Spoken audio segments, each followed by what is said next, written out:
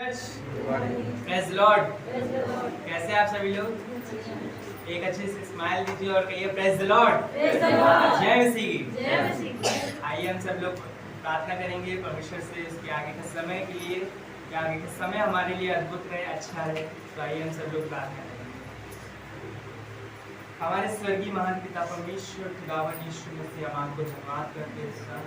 सारी सृष्टि को बनाने वाले, हमको बनाने वाले हमारे खुदा, हम आपको धन्यवाद करते हैं पिता परमेश्वर कि आप हमारे हर पल पिता परमेश्वर, आप हमें नई जिंदगी, नई सुबह देते हो पिता परमेश्वर। हम आपको धन्यवाद करते हैं पिता परमेश्वर हर एक दिन के लिए पिता परमेश्वर जो आपकी ओर से मिलता है पिता परमेश्वर। हम प्रार्थना करते हैं पिता परमेश्वर आज का समय हमारे लिए पिता परमेश्वर अच्छा रहे पिता परमेश्वर। आप पिता परमेश्वर आज के समय में आप हमसे बातें करना पिता परमेश्वर, हम सबसे बातें करना पिता परमेश्वर। प्रार्थना करते पिता परमेश्वर हम सब इकट्ठा हुए पिता परमेश्वर, आप लेकर आए पिता परमेश्वर, उसके लिए हम आपको धन्यवाद करते हैं। जो लोग आ रहे हो रास्ते में हो पिता परमेश्वर, उनको भी आप सही सलामत लेकर आना पिता परमेश्वर। हम प्रार्थना करते पिता परमेश्वर आज की आराधना के लिए प्रार्थना करते हैं पिता परमेश्वर, दिल के साथ, आनंद के साथ आपकी आराधना को करें पिता परमेश्वर। हमारा मन कहीं भटकने ना पाए पिता परमेश्वर, हमारा मन पिता परमेश्वर आपकी ओर रहे पिता परमेश्वर। ऐसे हम प्रार्थना करते हैं, आप पिता परमेश्वर हमारे मन की सुरक्षा करना पिता परमेश्वर। हम प्रार्थना करते हैं पिता परमेश्वर इस भवन के चारों ओर आपकी सुरक्षा रहे पिता परमेश्वर, कोई भी डिस्टर्बेंस ना होने पाए पिता परमेश्वर, शांति से सारी चीज़ें पिता परमेश्वर होने पाए। आपकी अगुवाई को मांगते हैं पिता परमेश्वर, आपकी प्रेजेंस को मांगते हैं पिता परमेश्वर। प्रार्थना करते हैं पिता परमेश्वर पास्टर जी के लिए प्रार्थना करते हैं, जो भी आपने उनके द्वारा संदेश को रखा है पिता परमेश्वर।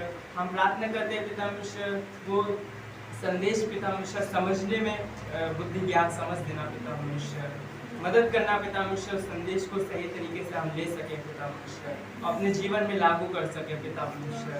हम आपसे प्रार्थना करते हैं पिता परमेश्वर, आप मदद करना सारी चीज़ों में पिता परमेश्वर, सारी चीज़ों में अगुवाई करना पिता परमेश्वर।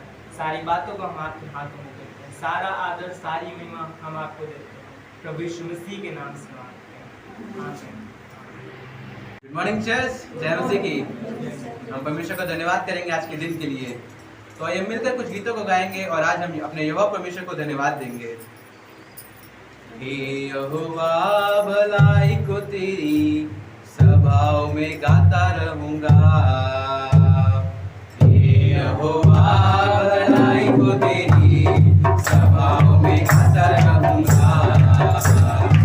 जहाँ भी तेरे नाम को हर पल लेता रहूंगा, जहाँ भी तेरे नाम को हर पल लेता रहूंगा। तुम मेरी जान है, तुम मेरी मान है, तुम मेरी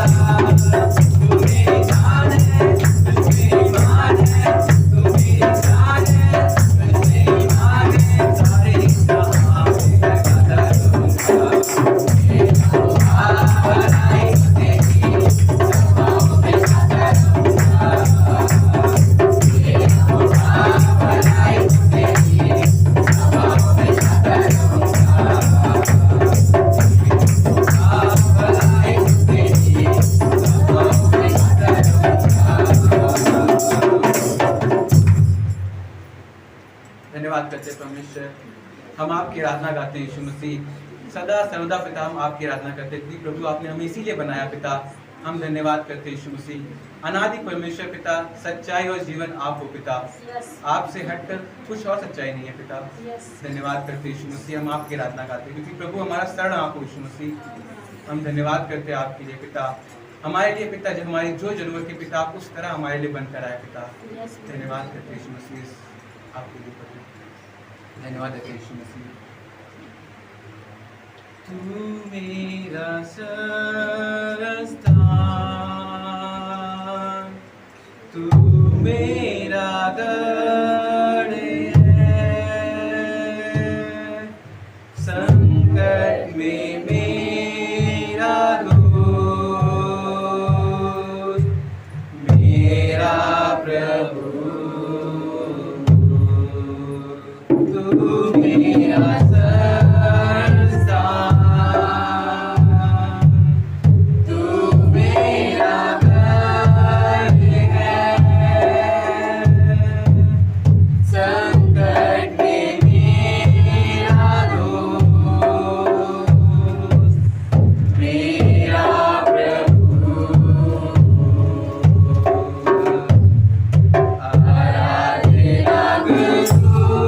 मैं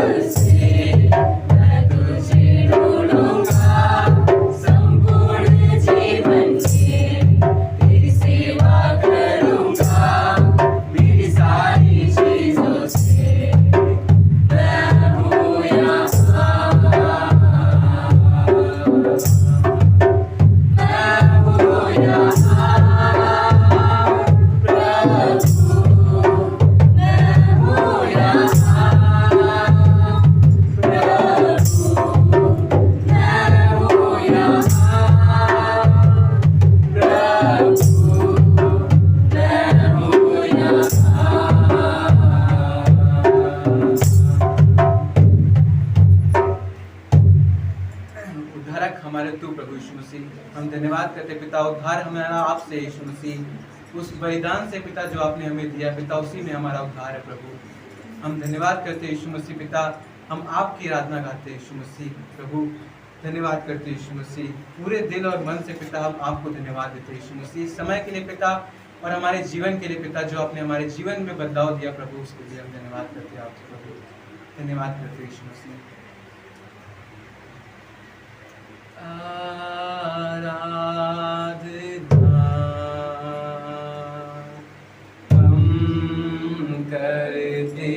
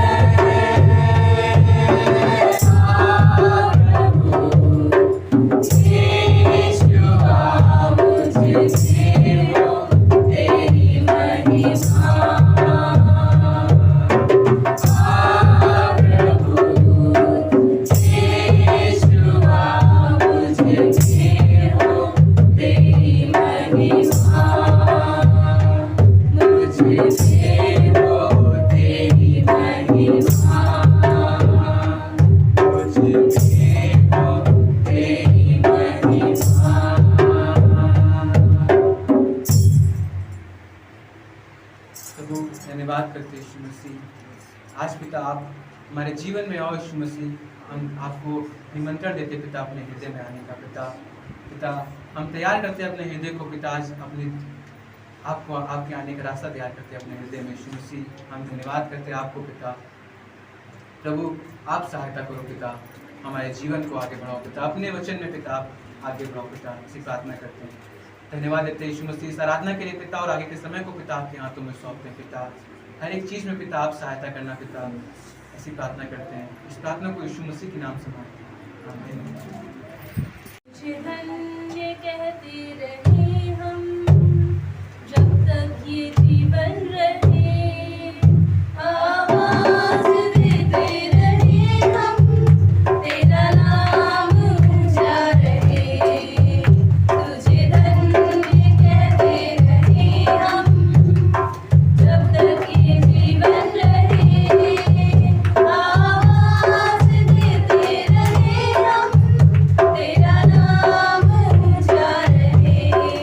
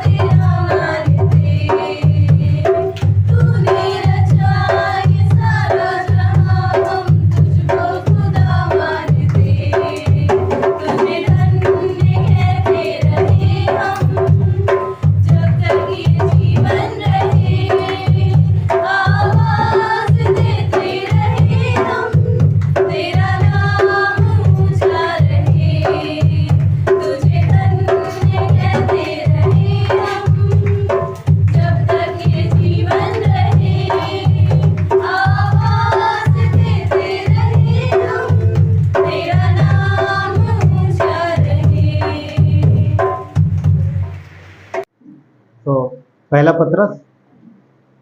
पत्रस दूसरा अध्याय वचन 2, एक भी पढ़ सकते हैं। चलिए एक से शुरू करेंगे हम लोग। इसलिए सब प्रकार का बैर भाव और छल और कपट, डाह और निंदा को दूर करके नए जन्मे हुए बच्चों के समान निर्मल आत्मिक दूध की लालसा करो, ताकि उसके द्वारा उद्धार पाने के लिए बढ़ते जाओ, क्योंकि तुमने प्रभु का स्वाद चख लिया है। चलिए प्रार्थना करते हैं। परमेश्वर, धन्यवाद देते हैं आपकी करुणा और दया के लिए। प्रभु यीशु पिता, इस समय को आपके हाथों में देते हैं। परमेश्वर प्रभु यीशु, हम आपके द्वारा सुनने पाए पिता। प्रभु शब्द आपके हों परमेश्वर, आवाज़ बेशक हमारी है प्रभु, परंतु पवित्र आत्मा अगुवाई आपकी हो परमेश्वर, और शब्द आपके हो पिता। हर एक व्यक्ति प्रभु आपके द्वारा, आपके लहू से के द्वारा परमेश्वर धोया गया है और खरीदा गया है, पवित्र है, आपको प्रिय है परमेश्वर। प्रभु यीशु, आज के दिन में पिता हम सब आपके पास आते परमेश्वर, अपने हृदय को तैयार करते प्रभु, अपने मन को आपकी ओर लगाते पिता, और अपने प्रभु यीशु हम संपूर्ण हृदय से परमेश्वर आज के इस भोजन को प्रभु जो आप देने वाले हम ग्रहण करें पिता। धन्यवाद देते हैं। हर एक को आशीष देना परमेश्वर, हर एक को प्रभु अपने अनुग्रह से भरना पिता। धन्यवाद देते यीशु नासरी के नाम से, आमीन।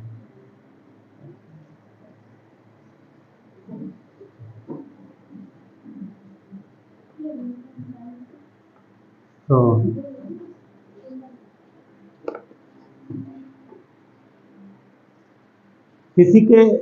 कभी आपने सुना ऐसा कि कोई भी बच्चा जो है पैदा होने के 15 साल बाद भी जब स्कूल में जाता है तो अपने बैग में वो लेके जाता दूध का बोतल? कभी सुना? अपने अड़ोस पड़ोस में, मोहल्ले में, सिटी में या कहीं पर भी ना, है ना? कभी सुना? 15 साल का हो गया है पर अभी भी दूध की बोतल लेके जाता है। अगर लेके जाए तो, है ना, फिर वो अच्छा नहीं लगेगा, क्योंकि सब चीज़ें समय पर ठीक लगती, समय पर अच्छी लगती है ना। और जब हम छोटे हैं तब अच्छा लगता है, हम मतलब जब बच्चे छोटे हैं तब अच्छा लगता है कि वो दूध पिए, पर अगर नहीं पीते हैं तो भी एक दिक्कत। वचन कहता है यहाँ पर जो हम लोगों ने देखा कि नए जन्मे हुए बच्चों के समान। तो जब बच्चे बॉर्न होते हैं, जन्म लेते हैं, जिनका जन्म होता है, बॉर्न होते हैं, तो जब जन्म लेते हैं अगर वो दूध नहीं पीते हैं, खाते पीते हैं, तो माता पिता कितनी चिंता होने लगती है। अरे बाप रे, हाँ कुछ तो चाहिए, क्योंकि फीडिंग चाहिए ना, खिलाना है, दूध पीना है। और अगर कहीं ज़्यादा पी रहे तब भी समस्या हो जाती है ना, वो भी प्रॉब्लम। तो एक खास बात होती है नए जन्मे हुए बच्चों में, वो ये होती है कि वो बार बार उनको कुछ और नहीं चाहिए। किधर भी आप सब, हम सब ज़्यादातर माता पिता हैं यहाँ पर, और नए बच्चे भी हैं, उनका बस कुछ नहीं, पैदा हुए तो उनको बस खाली भोजन, बस, और कुछ नहीं चाहिए। क्या इंसान के बच्चे, क्या जानवर के बच्चे, एक स्टेज में। पर धीरे धीरे फिर वो जब बढ़ते हैं तो और भी चीज़ें उनके जीवन में होती हैं। तो जिस विषय पर हम लोग बात कर रहे हैं वो है प्रगतिशील जीवन, यानी जो हमारा लाइफ है, जो हमारा जीवन है, वो बढ़ता है, एक जगह रुकता नहीं है। जन्म लेने के बाद धीरे धीरे बच्चे शरीर में बढ़ते हैं। अगर हम अपने जीवन से अलग भी देखें, अगर प्रकृति में देखें, यानी अपने आसपास भी देखें, तो हर एक चीज़ का बढ़ता हुआ जीवन है। पौधा लगाएंगे आप छोटा सा, धीरे धीरे बड़ा हो गया, भी पेड़ बन जाता है। लगा के चले गए, अगले साल आएंगे, अरे बाप रे इतना बड़ा हो गया, लोग बोलते हैं ना। कई बार बच्चों के विषय में देखते हैं, हाँ बॉर्न हुआ, कोई रिश्तेदार आया, देखा, चले गए, और 1 साल बाद आए, अरे इतना बड़ा हो गया, बोलते ना। अगर कहीं 15 साल बाद आए तो वही बच्चा उनको लेने जाएगा, फिर हाँ घर में आके बोले किधर है वो, मतलब वो लेके ही आया पर उन्हें समझ में नहीं आया, क्योंकि बड़ा हो गया, शक्ल बदल गई, बहुत सारी चीज़ें हो रही। तो जीवन जो है वो बढ़ता है, जीवन बढ़ता है। और ये परमेश्वर ने ठहराया है। तो हमें हमारे और आपके विषय में भी परमेश्वर यही चाहता है कि हम भी ग्रो हों। जैसे जब बच्चे छोटे, अभी हम सिमोन को देख रहे, सब लोग प्रार्थना कर रहे थे ना किस चीज़ के लिए, कि स्कूल जाए, नहीं तो वो कहीं हिलता नहीं था। हाँ, मम्मी से अलग कहीं और कुछ है, उसे कुछ नहीं चाहिए। और परमेश्वर का धन्यवाद हो कि अभी जाता है। कौन सी क्लास में है? नर्सरी में। हाँ, फिर यूकेजी नहीं, एलकेजी जाएगा। फिर एलकेजी वो पहले होता है, यूकेजी पहले होता है, पता नहीं, बहुत दिन हो गए पढ़े हुए, भूल गए। हाँ, एलकेजी सेकंड पे आता है और यूकेजी पहले आता है। ओके, थर्ड पे आता है। Nursery, okay, PG, LKG, UKG, okay, thank you. ऐसे रहता है ना, 3 साल इसमें जाता है, फिर क्लास फर्स्ट में जाता है। हम लोग जब स्कूल गए तो डायरेक्ट फर्स्ट में गए। हमारे टाइम में सब था ही नहीं। बोलते सरकारी स्कूल में बोलते अपना कान ऐसे पकड़ो, अगर पकड़ पाए तो ठीक, नहीं अब ये छोटा है लेके जाओ। ऐसा घुमा के कान पकड़ना जरूरी था, दूसरे का नहीं, खुद का। इससे एज पता चलती। तो वो डायरेक्ट फर्स्ट में गए, वहां पर सीखते ए फॉर एप्पल और आगे चीजें। यहाँ तो 3 साल तो सब कुछ सिखा देते, और जैसे फर्स्ट में जाते तो उनको थियोलॉजी पकड़ा देते। ये लोग थियोलॉजी मतलब पता नहीं क्या क्या होगा, बैग इतना भारी हो जाता है क्लास 1-2 तक। ठीक है, पर बोलना ये है कि जीवन बढ़ता है, वहीं का वहीं नहीं रहता। कोई बच्चा नर्सरी में जाके नर्सरी में नहीं रहता, बढ़ता रहता है। और अगर वो नहीं बढ़ रहा, अगर बच्चा कहीं पढ़ाई में नंबर कम ला रहा है, मार्क्स कम लेके आ रहा, ठीक से पढ़ नहीं रहा, तो माता पिता की चिंता देखो, अरे बाप रे, अभी है कौन सी क्लास में, एलकेजी में ही है या फिर नर्सरी में ही है। ठीक से नर्सरी में तो नहीं, एलकेजी यूकेजी में है, फर्स्ट में आ गया तो चिंता और बढ़ जाएगी, अरे बाप रे, एग्जाम और कुछ रहता है, फिर ट्यूशन, जाने क्या क्या लगाओ एक्स्ट्रा, सब करते हैं हम लोग, सब लोग करते हैं, बच्चे की फिक्र करते हैं ना। क्यों? इस बार एग्जाम में नंबर कम आए, और टीचर भी उधर लिख के भेज देंगे आपका बच्चा कमजोर है। माता पिता की चिंता बढ़ जाती है, कमजोर है। हाँ, कुछ करना चाहिए, इसको कुछ करना चाहिए, इसको और मेहनत कराएंगे, बच्चे को मेहनत कराएंगे, माता पिता खुद भी मेहनत करते हैं उसके लिए। हाँ, बच्चे को क्या चाहिए? खेलना, नहीं नहीं नहीं, खेलने नहीं जाना, अभी बैठ के पढ़ो, पढ़ने का टाइम है, राइट। सुबह सुबह उठा देंगे, वो बेचारा नींद में अच्छी खासी नींद ले रहा है, हाँ, उठो उठो उठो जल्दी, सर्दियों में भी पकड़ के ले गए बाथरूम में, मुंह धुलाए ठंडे के मारे, हम सब जानते हैं सारी चीजें होती है, मगर ये हम क्यों करते हैं? ये जरूरी है, क्योंकि माता पिता जानते हैं इनका जीवन ऐसा का ऐसा नहीं रहेगा, ये बढ़ेंगे और इनके जीवन में आगे बढ़ना, इनका जीवन उन्नति करे, ये जरूरी है। हर चीज़ें सीखें, जरूरी है सीखना। अगर ये नहीं सीखेंगे तो फिर इनके जीवन में दिक्कतें बढ़ेंगी। और ये बिल्कुल सही है, समय पर सारी चीज़ों का सीखना, समय पर सारी चीज़ों को जानकारी लेना बहुत इम्पोर्टेंट है। लड़का हो या लड़की, इससे कोई फर्क नहीं पड़ता, हर एक व्यक्ति को समय पे, हर एक बच्चे को समय पे जीवन चीज़ें जानना जरूरी है। अब जब बच्चे जन्म लेते हैं उसके बाद उनका जीवन बढ़ता है, तो परमेश्वर का वचन कहता है कि जिस तरीके से हम और आप या हमारे बच्चे हमारे घर में जन्म लेते हैं, उसी प्रकार हमारा भी जन्म हुआ। कहाँ पर? मसीह में हमारा दोबारा जन्म हुआ। हम दोबारा जन्म मतलब पुनर्जन्म की बात नहीं कर रहा हूँ, हाँ, कोई उधर में चले, अरे बाप रे, हाँ पुनर्जन्म, वो बात नहीं है। प्रभु में हमारा नया जन्म हुआ, और जिस दिन से हमारा नया जन्म हुआ उसी दिन से परमेश्वर के रिकॉर्ड में हमारा नाम। अब हम कितने साल के हो गए? शारीरिक उम्र 35 हो सकती है, 50 हो सकती है, 60 हो सकती है, पर आत्मिक उम्र किसी की 5 साल हो सकती है, किसी के 1 साल हो सकती है, किसी के 10 साल हो सकती है, किसी के 6 महीना हो सकती है, ये आत्मिक उम्र। पर अगर 6 महीना है तो फिर उस बच्चे को 6 महीने वाली, जैसे 6 महीने की उम्र में होना चाहिए वो चीज़ें होनी चाहिए। अगर 5 साल है तो फिर उसको कौन सी क्लास में होना चाहिए? सेकंड में, शरीर के हिसाब से, है ना, शारीरिक में सेकंड में होना चाहिए। तो उसी तरीके से आत्मिक में भी हमारी ग्रोथ होना जरूरी है। यूहन्ना का 3रा अध्याय, 3रे अध्याय में चलेंगे कुछ समय के लिए। यूहन्ना का 3रा अध्याय फटाफट जाएंगे, और हम लोग यहाँ पर देखेंगे कि ये नए जन्म के विषय में। यूहन्ना का 3 अध्याय, जहाँ पर यीशु मसीह और निकोदेमुस के विषय में बात होती है और वो नए जन्म के विषय में बात करते हैं। वचन 3 से देखेंगे। यीशु ने उसको उत्तर दिया, किसको? निकोदेमुस, एक ये क्या है, ये फरीसी है और एक मेन मतलब जो महासभा का सदस्य भी है। तो यीशु ने उसको उत्तर दिया, 3 अध्याय वचन 3 यूहन्ना का, मैं तुझसे सच सच कहता हूँ, यदि कोई नए सिरे से ना जन्मे तो परमेश्वर के राज्य को देख नहीं सकता। अब यीशु मसीह उसको बोल रहे हैं कि नए सिरे से जन्म लेना जरूरी है। अब ये गुरु है, इसने बहुत किताबें पढ़ी हैं, 9 साल उसने बाइबल स्कूल किया है। फरीसियों का 9 साल होता था, 9 साल पढ़ना पड़ता था, शायद आज भी पढ़ना पड़ता होगा छोटी उम्र से ही।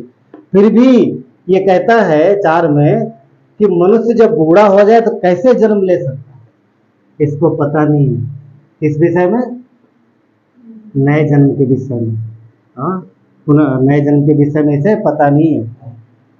आगे लिखा है, क्या वो अपनी माता के गर्भ में दूसरी बार प्रवेश करके जन्म ले सकता है?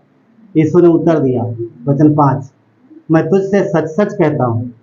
क्या कह रहा है? मैं तुझसे सच सच कहता हूँ कि जब तक कोई मनुष्य जल और आत्मा से ना जन्मे तो वो परमेश्वर के राज्य में प्रवेश नहीं कर सकता। यहाँ पर यीशु ने आत्मा से जन्म लेने की बात की। आत्मा मतलब दोबारा जन्म लेना। जैसे हम सब पैदा होते शरीर में, उसके बाद परमेश्वर का वचन बोला है कि हमें आत्मा में जन्म लेना। जब हम मसीह पर विश्वास करते हैं, उसके मारे जाने और गाड़े जाने और जी उठने पर, और हम अपने पापों का अंगीकार करते हैं, तो क्या होता है? हमारा नया जन्म होता है। जब हम उसके साथ चलते हैं, हाँ, उसके नज़दीक आते हैं, तो परमेश्वर कहता है कि हम उसको जान पाते हैं। तो यहाँ पर हम क्या देखते हैं कि हमारा नया जन्म है, नया जन्म होता है और हम सबका नया जन्म हुआ है। तो यीशु मसीह ने जब उसे बताया तो वो समझ गया, इस बात को जान गया कि हमारा आत्मा में जन्म हुआ है। जब हम आत्मा में जन्म लेते हैं, ठीक है, तो हमारा जो ये शरीर है, ये शारीरिक शरीर नहीं है, ये शारीरिक जीवन नहीं है, ये आत्मिक जीवन है। धरती पर हम क्या देखते हैं? एक दूसरे को शरीर में देखते हैं, परंतु हम उनके आत्मिक जीवन को भी देखते हैं। यदि व्यक्ति 5 साल का विश्वासी है और अच्छी संगति उसे मिली, अच्छी कलीसिया मिली है, तो आप उसे बात करोगे तो आपको पता लग जाएगा इसका आत्मिक जीवन कितना मजबूत है। अगर उसने ध्यान दिया है, हाँ, इन चीज़ों को उसे पता लग जाएगा। क्यों? क्योंकि वो आत्मिक जीवन में भी बढ़ रहा है, उसका जीवन बढ़ रहा है, बढ़ता हुआ जीवन है, हाँ, बढ़ता हुआ जीवन है। क्योंकि जो हमें जीवन मिला है, ऐसा नहीं है कि पैदा हुआ तो वही को वही रहे। वो अविनाशी, अविनाशी मतलब परमेश्वर का अविनाशी बीज, यानी पवित्र आत्मा की बात करना, उससे हमें जीवन मिला है। और कब तक जीने के लिए? हमेशा के। ये शरीर कब तक रहेगा?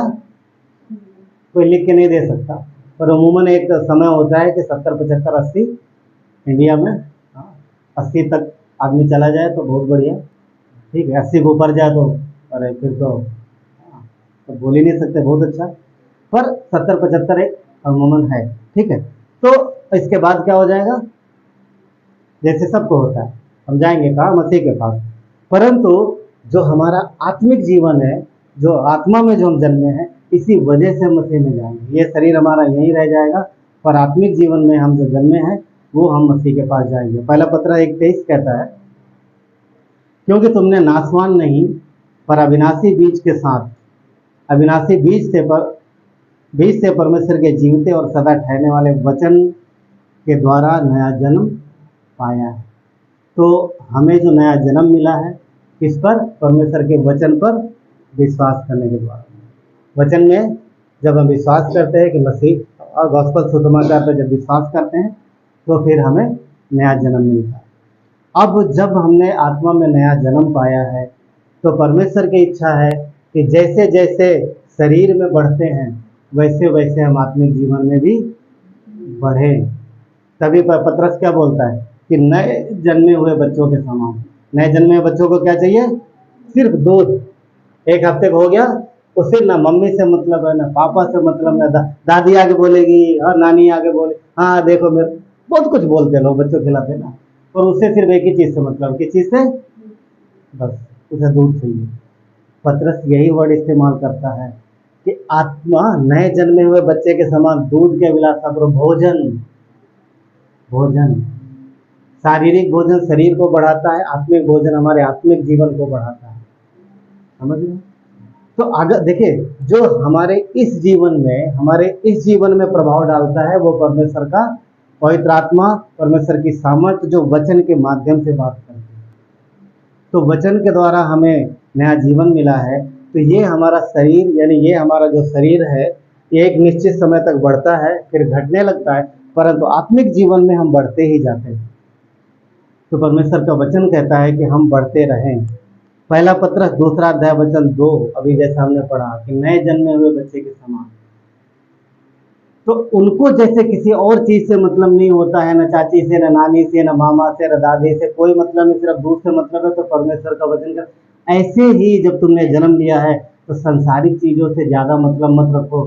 सिर्फ एक ही चीज, मुझे भोजन चाहिए, मुझे भोजन चाहिए। वो क्या करेगा? हमें आत्मिक जीवन में मजबूत करेगा, बढ़ाएगा, परमेश्वर के नजदीक लेके जाएगा। उसकी जो समझ है, परमेश्वर की समझ को प्रकट करेगा, हमारे लिए नए दरवाजे खोलेगा, हमारे लिए नई आशा लेके आएगा, बहुत कुछ लेके आएगा वो परमेश्वर। यहाँ पर वो बात हो रही है कि हम बढ़ते रहें, हम बढ़ते रहें। क्यों?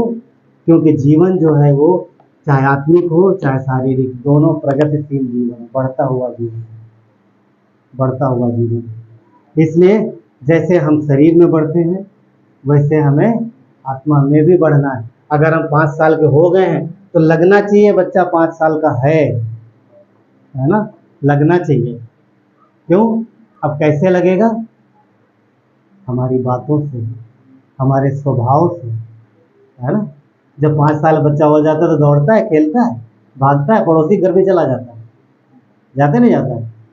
5 साल का बच्चा घुटने पर तो नहीं रहता था, रहता किसी का? साल भर नहीं चला तो टेंशन होने लगती है ना। याद है वो समवेल? हाँ, समवेल काफी देर बाद चला, वो बैठ के घिसलता था ना इधर, और दिव्यानी मोहित को टेंशन हो रही थी ये चलेगा कब, पर अभी दौड़ता है वो। तो समय पर चलना जरूरी है। तो कैसे पता चलता? हमारे स्वभाव से, राइट, जीवन से। इसी तरीके से आत्मिक में भी जिस हिसाब से हम, हमारा समय हो रहा है, यानी जितने साल के होते जा रहे हैं उतने साल का हमारा जीवन के हिसाब से हमारे जीवन में वो चीजें दिखनी चाहिए। तभी कुलस्सियों के 1:10 कहता है तुम्हारा चाल चलन प्रभु के योग्य हो। प्रभु के योग्य मतलब हमारा स्वभाव परमेश्वर के योग्य। कहने का मतलब ये है, मैं इसमें इसको इस तरीके से ले रहा हूँ कि जब हम 5 साल के हो गए हैं तो हमारा आत्मिक जीवन 5 साल के जैसा दिखे। नहीं तो सोचो, किसी का जीवन 10 साल का हो गया, किसी का 15 साल का हो गया, और किसी का 5 महीने का है, और दोनों एक जैसे, है ना? हो सकता है? आत्मिक में हो सकता है, क्योंकि कई बार लोग ध्यान नहीं देते तो ऐसा रहता है। एक 45 साल का व्यक्ति, 45 वर्ष का था, और ठीक ठाक अच्छा समझ सारी चीज़ें थी, मगर उसमें एक दिक्कत थी। जब आप उसे पीछे से देखोगे तो 10 साल का दिखता है, हाइट में भी और पूरी कदकाठी में। क्यों? क्योंकि उसकी शारीरिक ग्रोथ नहीं हुई। बस 10 साल का बच्चा कितना बड़ा होता है? उतने दिखता है। तो अगर बच्चों में खड़ा हो तो किसी को पता नहीं चलेगा, पर जब फेस देखेंगे तब पता चलता है, अरे फिर समझ में आता है तो नाटा रह गया, नाटा रह गया। सोचो, एक परिवार में 15 जन हैं और सब नाटे, खाली एक ग्रोथ, एक लंबा है, एक के फुल ग्रोथ हुई, तो वो परिवार किस चीज मतलब कैसे फेमस हो जाएगा? अड़ोस पड़ोस में नाटे लोगों को ना, वो देखो वो तो बौनिया वाले परिवार ना, भैया कहाँ जा रहे? अरे वो जो रिश्तेदार शायद वो कम बोले, पर अच्छा उनके घर जा रहे हो जो नाटे ना। तो क्या हो रहा? शारीरिक ग्रोथ से पहचान हो रही है, राइट? शारीरिक ग्रोथ से पहचान हो रही। मैं ये नहीं कह रहा हूँ कि स्वर्ग में हमारी पहचान ऐसे होगी, परमेश्वर का धन्यवाद अनुग्रह से देखता है, परंतु आत्मिक ग्रोथ जरूरी है और समय पर जरूरी है। अगर समय पर जरूरी नहीं हुई, समय पर आत्मिक ग्रोथ नहीं हुई तो हम आत्मिक में बौने रह जाते, आत्मिक में बौने रह जाते हैं। एक बार पास्टर रोशन ने, जब हम लोग वहाँ पर थे मुंबई में बाइबल कॉलेज में, तो उन्होंने एक बात बोली थी, जो बाइबल स्कूल के बच्चे थे, कि अच्छे से मेहनत करके जिस काम के लिए आए हो वो काम करो। बाइबल स्कूल के लिए आए हो तो अच्छे से मेहनत करो, वरना तुम बौने रह जाओगे, आगे चल के बौने रह जाओगे।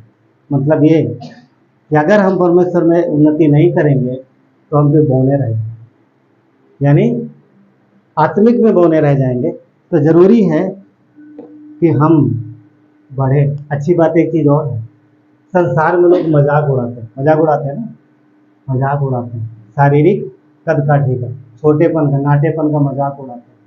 पर परमेश्वर का धन्यवाद, कलीसिया में कोई मजाक नहीं उड़ाता। वहाँ पर लोग नीचा दिखाते हैं, पर यहाँ पर हम तारीफ करते हैं और उसे आगे बढ़ाते हैं, उन्नति करते हैं। परमेश्वर कभी हमें तुच्छ दृष्टि से नहीं देखता, हाँ इच्छा रखता है, आशा रखता है कि हमारा बच्चा उन्नति करे, कि हमारा बच्चा बढ़े, वचन में बढ़े, प्रार्थना में बढ़े और उसकी इच्छा को समझे, ये उम्मीद करता है। मगर कितनी अच्छी बात है कि हम किसी को नीचा नहीं दिखाते, चाहे जो भी हो, चाहे जैसा व्यक्ति हो।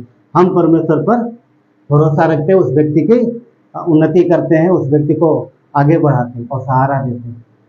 तभी वचन कहते हैं ना कि निर्बल घुटनों को सीधा करो। कहीं वो वचन मुझे एक्चुअली ऐसा है, कहीं देखो मेरे माइंड से निकल गया, तो बोलता है कहीं भटक न जाए, आगे का कुछ वर्ड था वो मेरे माइंड से निकल गया, ठीक है। पर पॉइंट ये है कि वो बोला है कि हम दूसरों के लिए सहारा बने, हम निर्बलों के लिए सहारा बने। अगर हम बलवंत हैं तो पौलुस क्या लिखता है, निर्बलों के लिए सहारा बने, राइट। वो एक चीज तो हम बढ़ाते हैं लोगों को ना, मेहनत करते हैं प्रभु में। अब देखिए शारीरिक जीवन के लिए लोग कितना मेहनत करते हैं, बहुत मेहनत करते हैं रातों दिन। जैसे थोड़ी देर पहले बात किया हमने, बच्चे के अच्छे मार्क्स आने चाहिए, इसके लिए माता पिता क्या नहीं करते हैं, बहुत कुछ करते हैं। पर परमेश्वर देखता है तुम्हारे खुद के मार्क्स अच्छे नहीं आ रहे, है ना, समझ पा रहे। परमेश्वर की इच्छा है कि हमारे भी मार्क्स अच्छे आए, क्योंकि हमें भी तो कहीं एग्जाम देना है, नहीं देना। वचन नहीं कहता एक दिन हम खड़े होंगे किसके सामने, प्रभु के सामने खड़े होंगे। पर तैयारी कहाँ चल रही, वहां करेंगे तैयारी, अरे यहाँ बड़ी दिक्कत है, हम स्वर्ग में तैयारी करेंगे, सब कुछ लेके जाएंगे, अपना जो भी नोट्स लिखा, सारे वचन सब लेके जाएंगे। अगर ऐसा होता तो मुझे लग रहा 80% कलीसिया ऊपर ही तैयारी करती, नीचे नहीं करते लोग। अब सोचो अगर ऐसा होता, ले जाने मिलता तो, है ना, अरे छोड़ो वहाँ बहुत टाइम रहेगा और कोई काम नहीं, यहाँ काम करो। पर ऐसा नहीं है, हमें यहीं पर इसी समय, जो समय परमेश्वर ने हमें दिया है उसी में हमें तैयारी करना है। संसार में मेहनत करते हैं तो परमेश्वर कहता है तुम प्रभु में भी मेहनत करो, तुम उसके वचन में मेहनत करो, उसके नज़दीक आने के लिए, उसको खोजने के लिए मेहनत करो। मेहनत करना, अगर हम मेहनत नहीं करेंगे तो फिर अच्छा नहीं। हम अपने बच्चों को बोलते हैं मेहनत करो, परमेश्वर बोलता हो, ऊपर से बोलता हो तू तो खुद करता नहीं, उसको बोलता है ना, नहीं बोलता। आप सोचो ना, हम बोलते हैं सुबह उठ, इतना बजा हो गया, इतना होमवर्क किया नहीं किया, टाइम स्कूल, कितना क्या कुछ करते हैं ना। ठीक है परमेश्वर, ठीक है तैयार कर, पर मैं दुखी हूँ क्योंकि तू खुद मेहनत नहीं कर रहा, है ना। सोचो ना, एक माता पिता के एंगल से सोच के देखो, क्या परमेश्वर पिता नहीं है? इसलिए परमेश्वर हमसे आशा रखता है। अगली बात जो है ये है कि परमेश्वर हमसे आशा रखता है किस बात की, कि हम बढ़े। और जब बड़े हो जाए, जब बच्चे बड़े हो जाते तो क्या करते हैं, माता पिता के काम में हाथ बढ़ाते हैं, नहीं बढ़ाते? माता पिता काम में हाथ बढ़ाते हैं और माता पिता उम्मीद करते हैं कि आए मेरी मदद करें, और जो बच्चे नहीं करते वो सही बात नहीं, अच्छी बात नहीं। चलो हम लोग देखेंगे मत्ती का, कुछ मिनट के लिए जाएंगे मत्ती के 21 अध्याय में, मत्ती के 21 अध्याय में जाएंगे और 28 से यहाँ पर एक दृष्टांत पढ़ेंगे। आप सब जानते हैं इसको, मत्ती का 28 पहुँच गए, मैं पढ़ता हूँ। 28 में कहता है, यीशु ने कहा तुम क्या सोचते हो, किसी मनुष्य के 2 पुत्र थे। अब वो बात कर रहा है, यीशु मसीह लोगों से बात कर रहा है। क्या कह रहा, किसी मनुष्य के 2 पुत्र थे और उसने पहले के पास जाके कहा, किसने, पिता ने पहले के पास जाके कहा, क्या कहा, हे पुत्र आज दाग की बारी में काम कर। यहाँ पिता क्या कर रहा है, पिता उम्मीद रख रहा है, आशा रख रहा है अपने बच्चे से। किससे, अपने बच्चे से आशा रख रहा है कि आए, जो उसका बिजनेस है, जो उसका काम है, उसमें आके मदद करे, उसकी हेल्प करे। पिता आशा रख रहा है, उम्मीद रख रहा है। अब देखिए 29, बच्चे ने क्या उत्तर दिया, मैं नहीं जाऊंगा। कितना लायक बच्चा है, कितना लायक संतान, देखो ना, इसको क्या बोलेंगे, लायक कि नालायक। माता पिता ने पढ़ाया लिखाया, सब कुछ किया, सारी मेहनत की, सब कुछ किया, पूरा पूरा ध्यान रखा। अब जब इस योग्य हो गया है, बड़ा हो गया है कि आए उसकी मदद करे, हाँ पिता बुजुर्ग हो रहा है, या फिर पिता चाहता है कि मेरे इस काम को आगे लेके जाए, बोलता मैं तो नहीं करूँगा, मैं नहीं आने वाला। क्या अच्छी बात है ये। आजकल ज्यादातर बच्चे यही जवाब देते, मैं सबकी बात नहीं कर रहा हूँ, अधिकांश है, मुझे नहीं करना, मुझे नहीं आता ना, डायरेक्ट नहीं से इनडायरेक्ट ही से। पर क्या अच्छी बात है, नहीं है। आपको पता है यीशु मसीह के विषय में क्या कहा गया, यीशु मसीह के विषय में क्या कहा पता, यीशु मसीह ने सेवकाई कितनी उम्र में की थी, किसी को याद है? यीशु मसीह ने जो सेवकाई शुरू की कितनी उम्र में, 30 साल की उम्र में। 30 साल तक कहाँ था, कौन बताएगा? 30 साल तक किधर था? 3 साल नहीं, 30 साल। 30 साल समझ रहे कितना होता है? हाँ, 30 साल में कई बार पहले के जमाने में नाती पोते वाले हो जाते थे। 30 साल तक, 30 साल तक कहाँ था? वो माता पिता के साथ था, और वचन कहता वो माता पिता के अधीन था। जो पिता ने बोला वो किया, जो मम्मी ने बोला वो किया। और पूरा वचन उत्पत्ति से लेकर प्रकाशित वाक्य तक ढूंढ लो, कहीं नहीं मिलेगा कि उस दौरान जब तक यीशु अपने माता पिता के साथ रहा, एक बार भी इनकार किया हो कि मैं ये काम नहीं करूँगा। पापा ने बोला कुलाड़ा ले और जाके वहां से पेड़ काट के ला, नहीं मैं जाऊंगा, बड़ा मेहनत का काम है।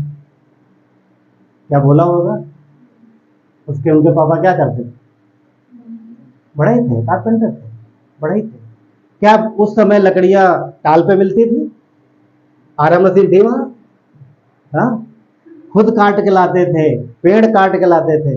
कितना मेहनत करते हैं लोग।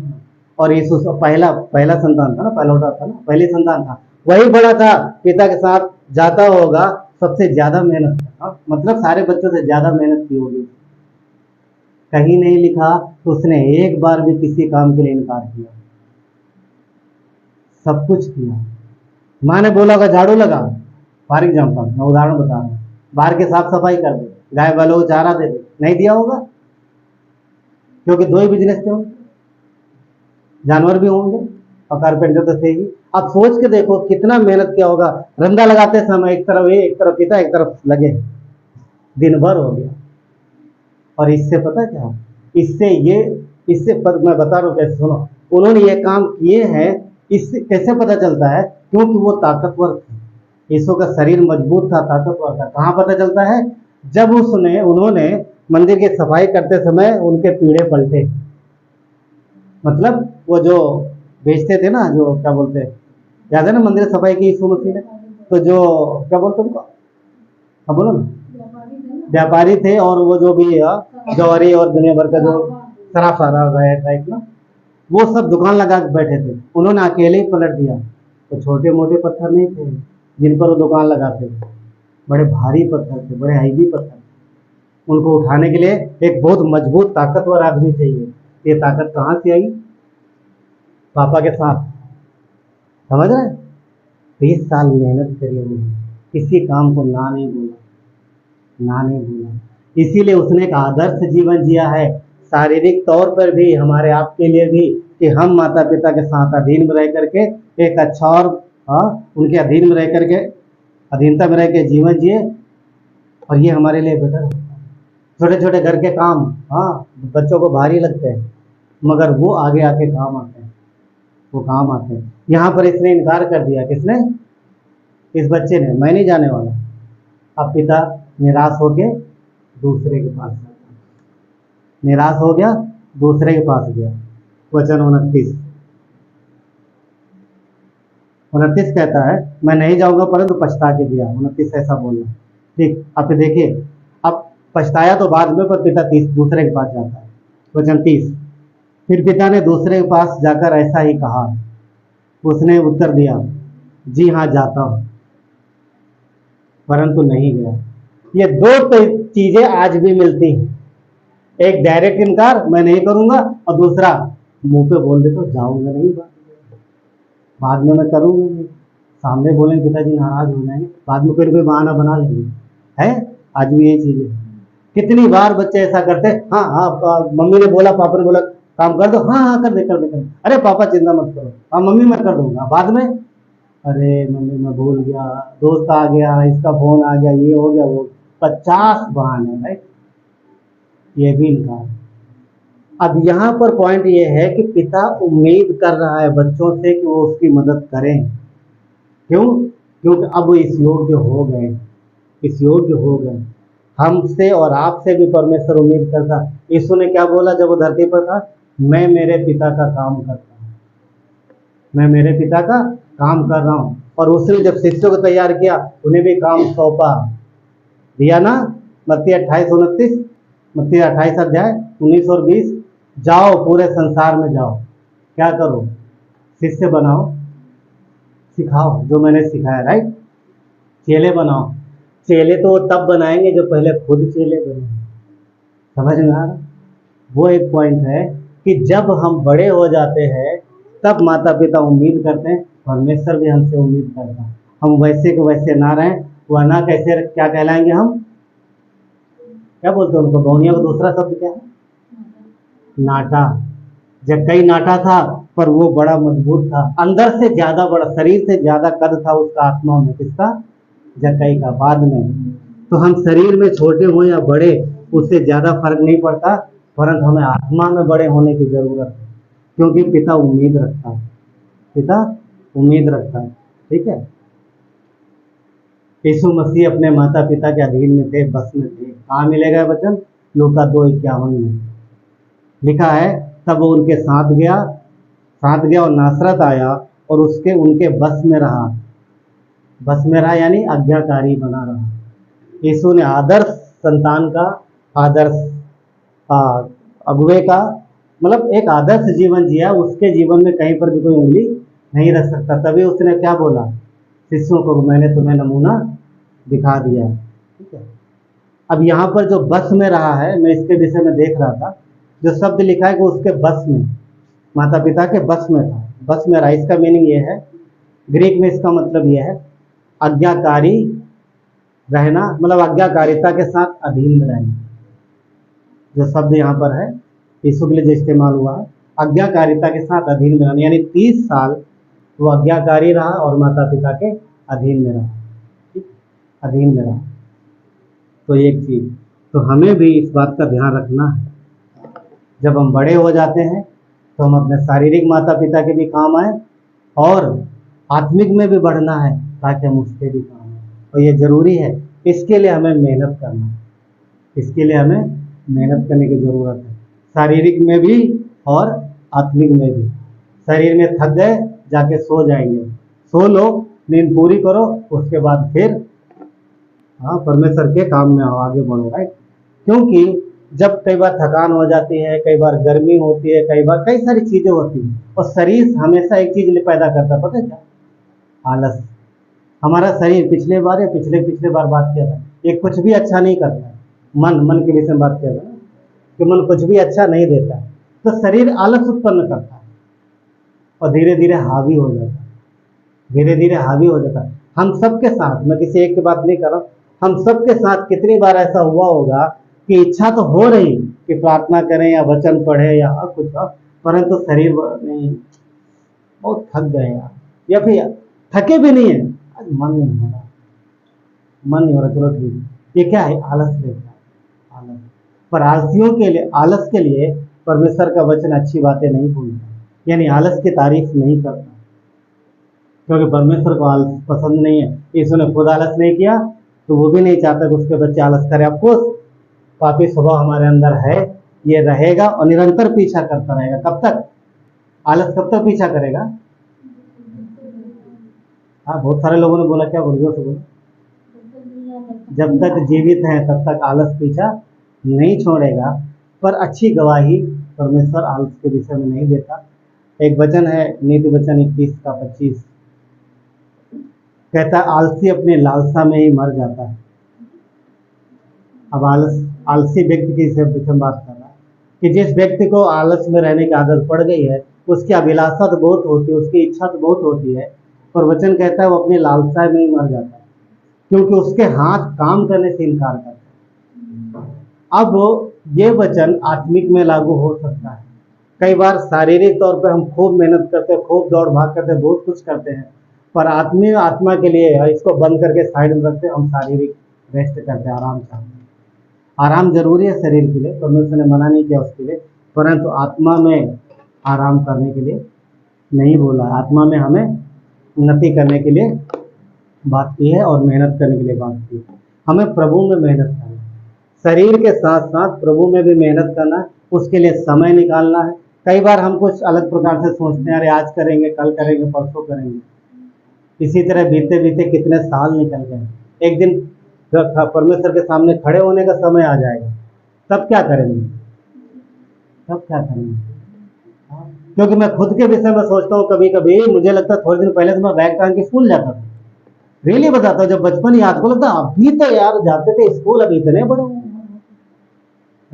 इतने समय कब निकल गया पता नहीं चलता। यूं बोलते ना, रेत पकड़ो हाथ में, रुकती नहीं है ना, समय रुकता नहीं है। इसलिए जितना परमेश्वर ने समय दिया है, जितना हो सके प्रभु में मेहनत करो। हमें एक दिन उसके सामने खड़े होना है उसके लिए, क्योंकि परमेश्वर उम्मीद भी रखता है। और अगर आलस करते रहे तो सिर्फ लालसा, इच्छा, मतलब हाँ करेंगे करेंगे, ये इच्छा बनी रहेगी, पर शायद कुछ हासिल नहीं होगा। कहाँ? यहाँ अगर आलस में पड़े रहे तो वहां कुछ हासिल नहीं होने वाला। नीति वचन 13:4, आलसी का प्राण लालसा तो करता है पर उसको कुछ मिलता नहीं है। ये शारीरिक जीवन के लिए और आत्मिक जीवन के लिए, दोनों के लिए जरूरी है। समझ रहे? आत्मा में तो ग्रेस है, परमेश्वर अनुग्रह से काफी कुछ दे देता है, क्योंकि वो प्रेम करता है, पर फिर भी वो उम्मीद करता है कि हम मेहनत करें, प्रभु में मेहनत करें। आलसी बहाने बनाता है क्योंकि वो काम नहीं करना चाहता। जैसे इस बच्चे ने बहाना बनाया, हाँ इनका बहाना बहुत बढ़िया था, हाँ पापा तुम चलो मैं आता हूँ। बाद में पापा इंतजार कर रहे थे, कब आएगा कब आएगा, वो रास्ता देख रहे नहीं आया।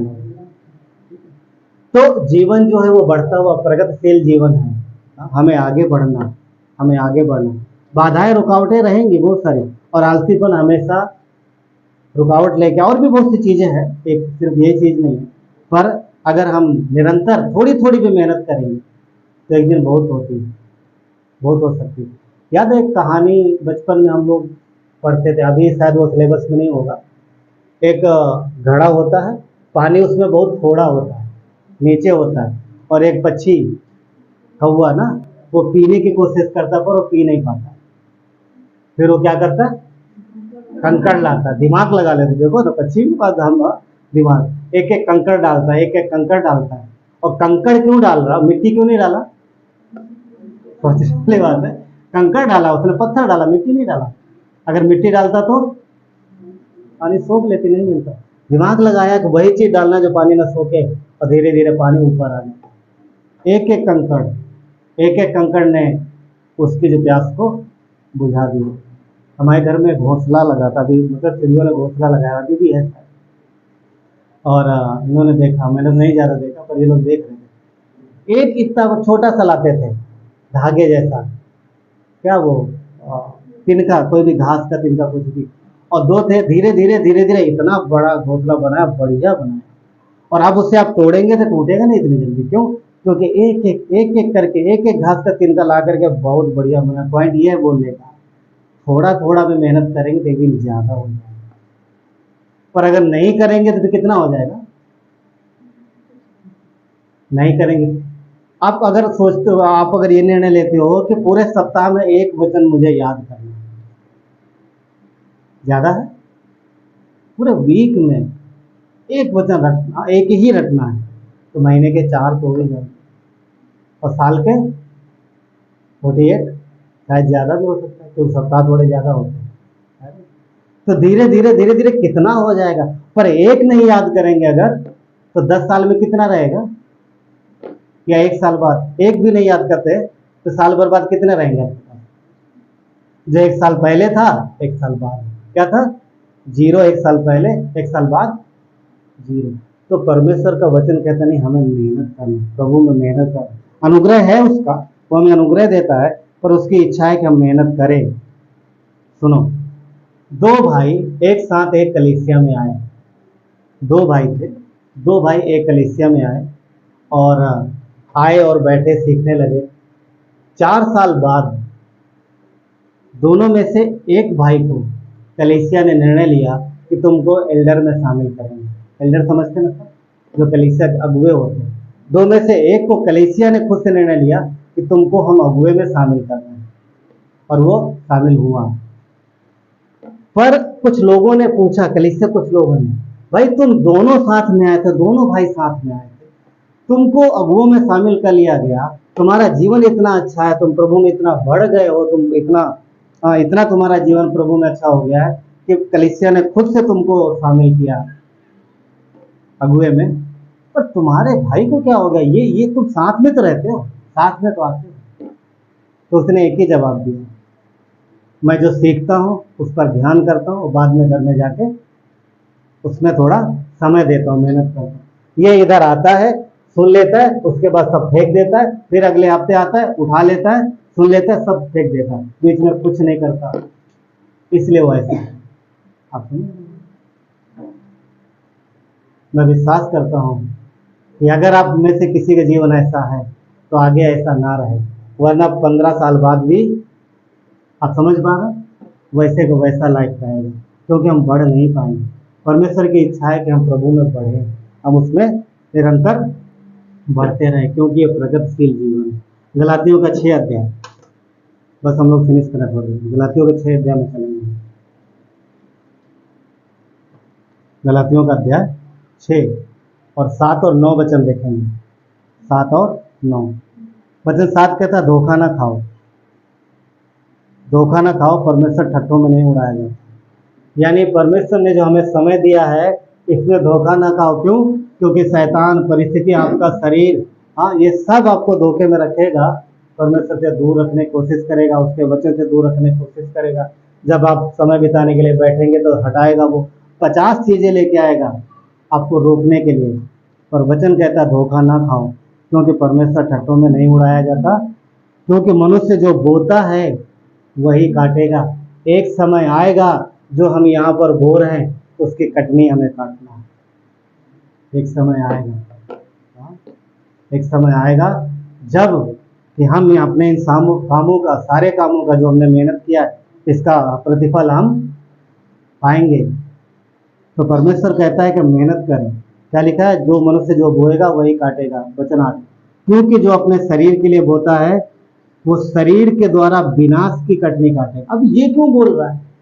बोलता है जो शरीर में बोएगा वो शरीर के द्वारा विनाश की कटनी काटेगा, पर जो आत्मा के लिए बोता है वो आत्मा के द्वारा अनंत जीवन की कटनी काटेगा। पॉइंट ये है बोलने का कि जो भी हम शारीरिक काम करते हैं उनका प्रतिफल हमें इस जीवन में मिलता है, और वो यहाँ पर सब नष्ट हो जाता है, सब खत्म हो जाता है। पर जो हम आत्मिक में काम करते हैं, जो परमेश्वर के लिए करते हैं, जो मेहनत करते हैं, जो कलीसिया में काम करते हैं, परमेश्वर के सुसमाचार को लेके जाते हैं, लोगों को बताते हैं, ये आत्मा के काम है, ये परमेश्वर के काम है, और इनका प्रतिफल हमेशा बना रहे, हमेशा बना रहे। वो एक बात, अगर आप किसी को शिष्य बनाना चाहते हो, ठान लो कि 1 साल इसमें इसको डिसाइपल करना है, कर सकते हो। प्रार्थना करो, उसके साथ बात करो, शिष्यता जरूरी है। हाँ, एक एक शिष्य बनो और बनाओ। इसने तो बोला ना कि जाओ और चेले बनाओ, एक आदमी किसी को शिष्य बनाना है। हाँ, 1 साल हम इसको शिष्य बनाएंगे, ये परमेश्वर की इच्छा है। ये क्या है? ये आत्मा की कटनी। और ये हम अगर ऐसा करते हैं तो फिर परमेश्वर का वचन कहता है कि हम अनंत जीवन की कटनी काटते हैं। वचन 9 देखेंगे, हम भले काम के लिए साहस न छोड़ें, क्योंकि यदि हम ढीले ना हों तो समय पर कटनी काटेंगे। तो क्या करें, यदि हम ढीले ना हो, यदि हम ढीले ना पड़े तो समय पर कर लेंगे चीज़ों को।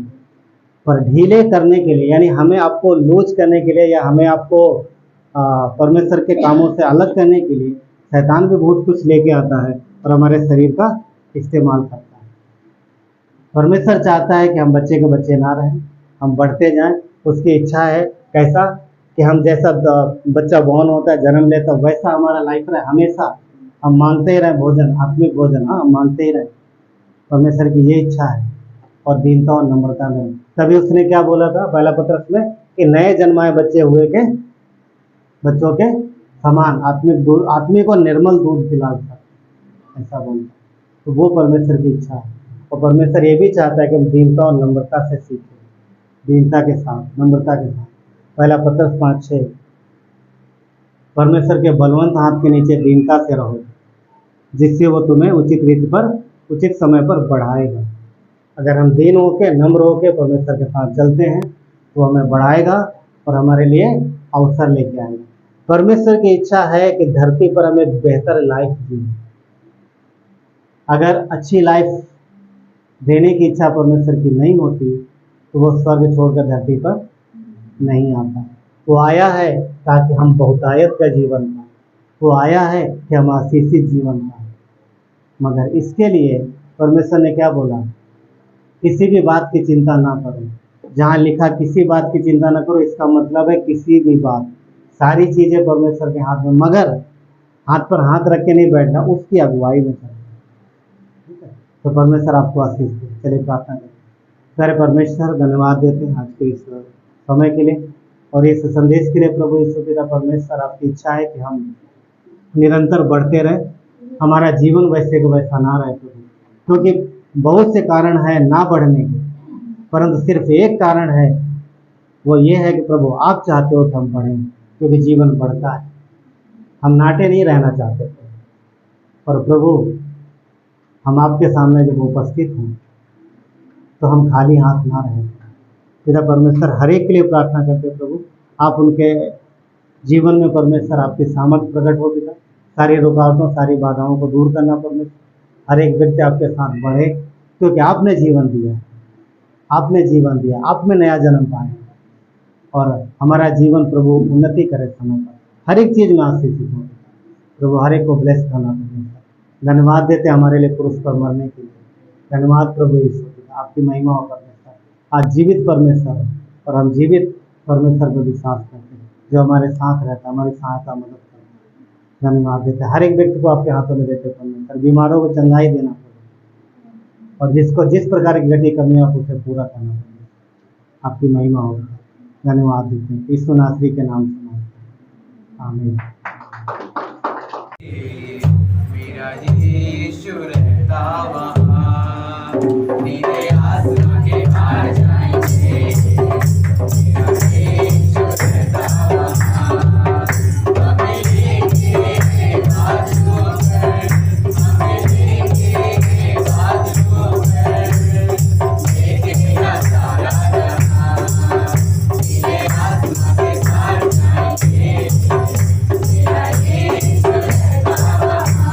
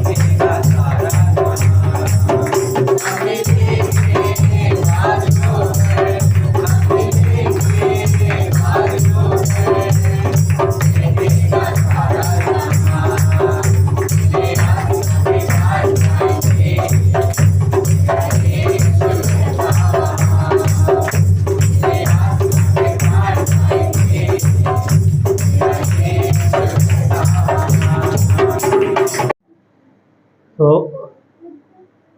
बढ़ता हुआ जीवन समझ पाए? अच्छा था ना? थोड़ा कठिन लगता क्या? पर वो भी तो नहीं है ना कि 20 साल हो गए प्रभु में, 25 साल हो गए और हम अभी 1 साल के बच्चे कितने हैं। परमेश्वर उम्मीद करते हैं कि हम भी बढ़े, राइट। हम उम्मीद करते हैं अपने बच्चों से कि बढ़े। हाँ, लक्ष्मी बहन आराधना के लिए कितना परेशान थी और परमेश्वर का धन्यवाद भी कितनी बड़ी हो गई। नहीं बढ़ती तो उदाहरण ना, तो कितना माता पिता चिंतित होते हैं, राइट। तो परमेश्वर भी उम्मीद करता है कि हम बढ़े आत्मा में। कई बार हम अपने आत्मिक जीवन के विषय में ध्यान नहीं देते, ध्यान देना चाहिए। उसकी इच्छा है कि हम ध्यान दें और आज्ञाकारी बने, ना करें, ना करें, क्योंकि ज़्यादातर ना करने की आदत। छोटे बच्चे यानी हमारे बच्चे हमसे ना करते हैं और हम परमेश्वर से ना करते हैं। समझ पाए? छोटे बच्चे हमसे आपसे ना करते, मतलब हमारे बच्चे हमसे ना कर सकते, राइट। हम नहीं करेंगे, हम भी उससे ना करते हैं। और जब हम बोलते हैं प्रभु हमारे बच्चों को सुधारो, तो बोलता पहले तू सुधर, तू भी मेरी कहाँ सुनता है ना? तू भी मेरी कहाँ सुनता, तू भी अपनी धुन में है, तो तेरे बच्चे भी अपनी धुन में। परमेश्वर का धन्यवाद ऐसा नहीं करता है, नहीं करता है। हाँ, अगर ऐसा करे टिटफाट है तो बड़ा मुश्किल हो जाए। वो हम पर अनुग्रह करता है, इसके बावजूद कि कई बार हम उसकी नहीं सुनते, वो हमारी प्रार्थना सुनता और हमारे बच्चों पर अनुग्रह करता है। ये एक बात। पर क्या हमें ऐसे रहना चाहिए? नहीं। परमेश्वर की इच्छा है कि हम उसकी ओर कान लगाएं और हमारा जीवन आगे बढ़े और हम इस योग्य बने कि हम अपने पिता की मदद कर पाएं।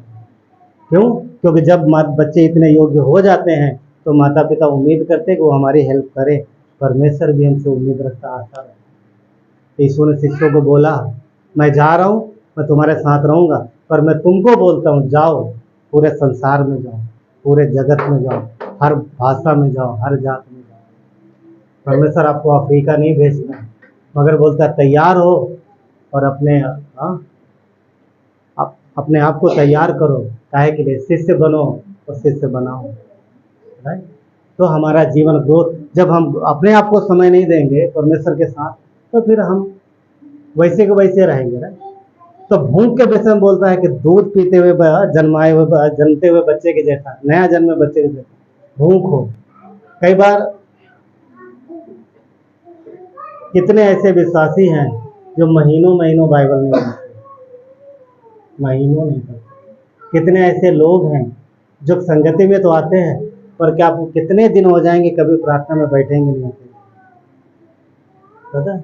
और कलीसिया जाते जाते का उनका हो सकता 15 साल हो गया, 15 साल का उनका शरीर जीवन हो गया है, पर है अभी इतना ही।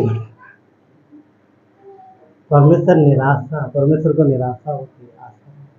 देखिए, सबकी क्षमता अलग होती है, वह किसी को कंपेयर नहीं करना कि अरे वो उनको इतना क्यों बढ़ गया।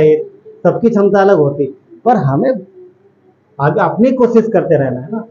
किसी की लंबाई 5 फीट होगी, किसी की लंबाई 5 फीट 6 इंच होगी, रहने की लंबाई सबसे ज़्यादा है। अभी वो क्या करे बताओ? हाँ, परमेश्वर ने दिया, एक बात बता रहा है, राइट। किसी की छोटी, तो वो जो परमेश्वर के हाथ में परमेश्वर करे, पर जो हमारे हाथ में हम तो करें ना, है कि नहीं बात?